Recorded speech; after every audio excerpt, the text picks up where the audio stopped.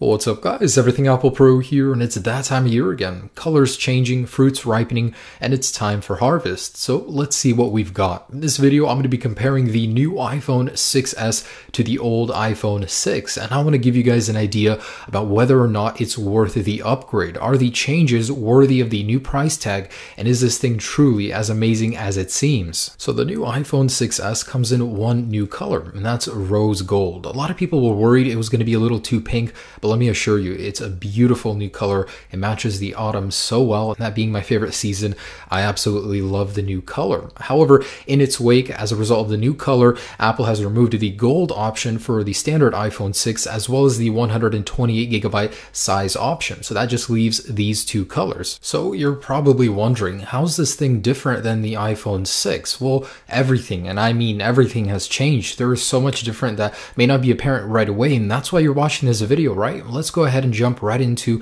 all of the major changes. On the exterior, not much has changed. On the rear, the FCC labels are now gone. In their place, there's now an S logo. Also, the IMEI is no longer displayed underneath all that lettering. Instead, you'll find it on the nano SIM tray now, which Apple didn't do for the iPhone 6. Now, if you're familiar with the 6's weight, when you pick up the iPhone 6s, I guarantee you will notice a difference. There's not much on paper, 14 grams in between them, and the thickness is just 0.2 millimeters thicker on the iPhone 6s, but as soon as you pick them up, you will notice increased heft, and you will notice that it fits a little bit more snugly in your hand thanks to the thickness, and that's not a bad thing. I mean, I like it. I welcome the extra thickness because it feels like the phone is more planted in your hand. It's more solid. Heft gives an illusion of quality. So basically, they look nearly identical. The looks haven't changed, but what has? Guys, let me introduce you to the future. This is 3D Touch, and it's going to change the way you use your phone forever. I mean, it is amazing what this adds to your device. It's a pressure-sensitive display that can tell the difference between a light tap and a firm press. So you do need to put your weight into it. It's not as easy to trigger as you guys think, and that's in order to prevent from you doing it on accident. But what it does is it allows you to shortcut into certain areas and adds a whole new layer of interaction on your device. For example, on the home screen, you can shortcut into certain applications, into certain aspects of them. It's especially cool for third-party ones, and this is going to blow you away when you use it for the first time. I mean, I didn't expect it to be so good, especially on third-party applications. You can go into different sections of them. Not many support it now, but trust me, many will, and I'm so curious to see what third-party developers have to do with this. I mean, it's really cool what you can just do. In Instagram, for example, you can actually preview. This is called peek and pop, so you can preview on certain aspects of it, and if you press even harder, you'll jump into that page. There's only so many things you can do with a touchscreen, and Apple has certainly found the gold mine. We can make them bigger. I mean, you can make them curved, but when it comes to a next level of interaction, 3D Touch really is the future. It changes everything. I'm barely scratching the surface here, but some of my favorite uses for 3D Touch are the ability to preview links in messages without having to go into Safari, so you can get a quick preview of that link. If you want to go all the way into it, you can press, and that's called pop, so it'll pop into that app. But same thing for flights, for many things. You can actually go into the app switcher just by 3D touching on the left side of the display. Just like that, you can swap apps. It is so cool. But my favorite by far is the ability to use the trackpad with 3D Touch to quickly manipulate text.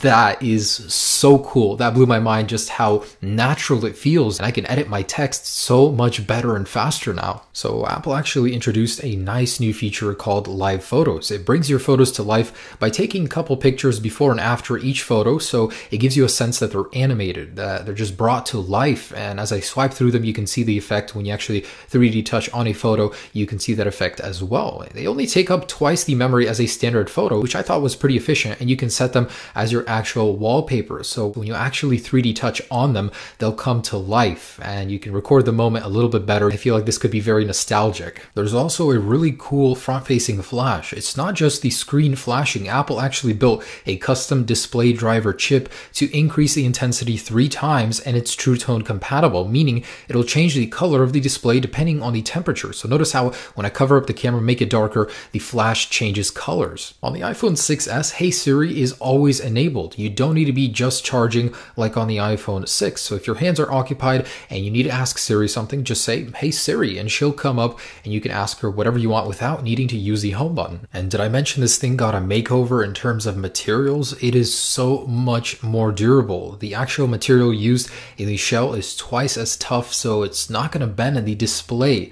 The display, although it does shatter, you're going to have to try a lot harder to break it than on the iPhone 6. It's using a dual ion exchange process, making it twice as shatter resistant. And forget about the bend gate. This thing is so tough, it shocked me. So what's on the inside? The Apple A9 is a 1.8 gigahertz chip, and there's 2 gigabytes of RAM inside the iPhone 6s. This is the first iPhone period with 2 gigabytes of RAM. The iPhone 6 isn't too far behind, it doesn't seem like a very significant difference. But when we get into the actual Geekbench, wow, there's quite a difference here. And in terms of actual usability, the iPhone 6s is fluid fast. I'm experiencing very little stutter or bugs with it. Actually, it's just like butter. It is so smooth. iOS 9 is understandably custom tailored for the iPhone 6s, and it really shows. Not only is the 3D Touch new, but just generally using it, iOS 9 is so much faster. And this happens every single year. I look back and wonder, how was it so slow? I didn't see it being that slow.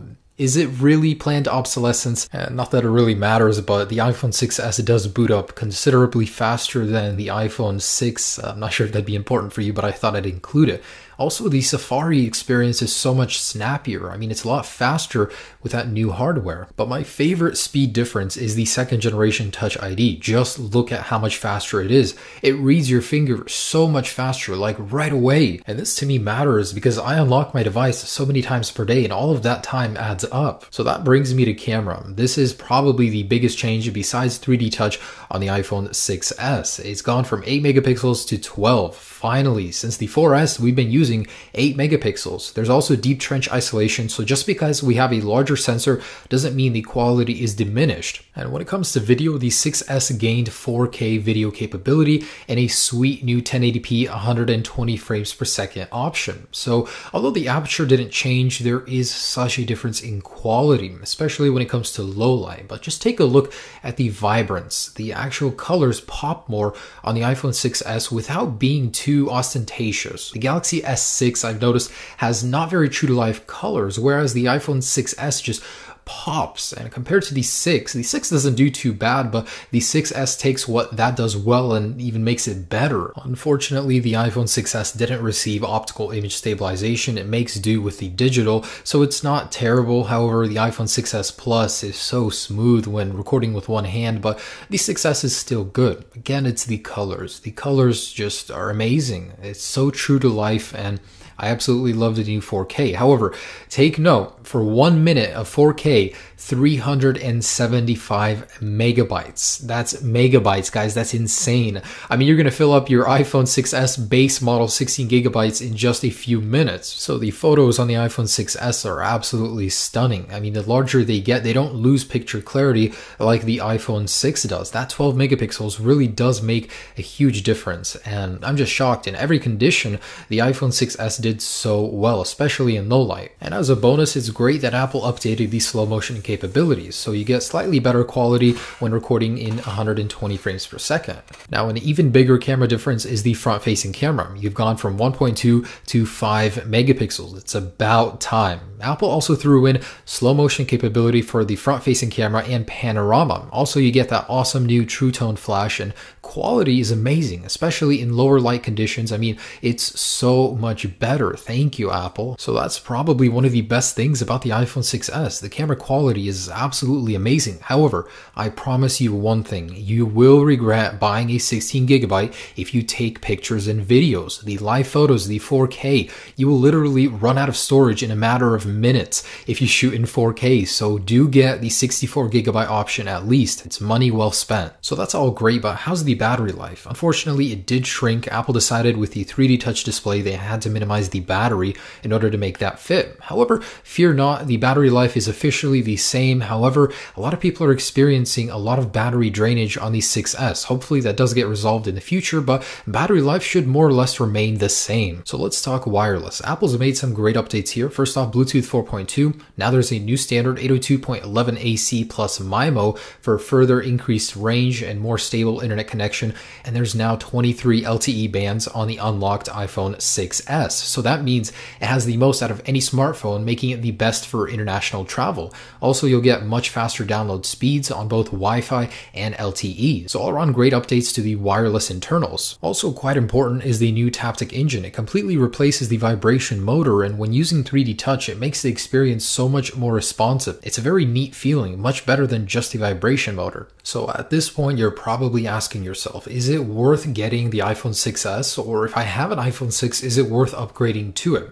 Well, here's everything you get with the iPhone 6S. On the surface, it may not seem like that much has changed. Everything is internally. Of course, this is an S model revision. It's not a new redesign. But the 3D Touch, man, I tell you, it's going to completely change the way you use your phone. Pretty soon, we're going to be seeing so many third-party developers start to implement this into their apps, and it really will change everything. Just try it out for yourselves. Besides that, the cameras are the biggest upgrade. This thing is a lot faster. Not so much as you would think, but it really does matter in those little areas such as refreshing pages, going back and forth from applications, and Safari tabs. So should you buy one? Absolutely. This phone is amazing, especially if you don't already have a phone or if you have a really old one. I mean, you can't go wrong with it. It's $100 more than the iPhone 6, but it's definitely worth the $100 difference. Now, if you have an iPhone 6, is it worth the upgrade? Now, personally, for me, it was definitely worth the upgrade. The 3D Touch is such an incredible piece of technology. It's unlike anything I've ever seen before. The cameras are amazing, and the new Taptic engine,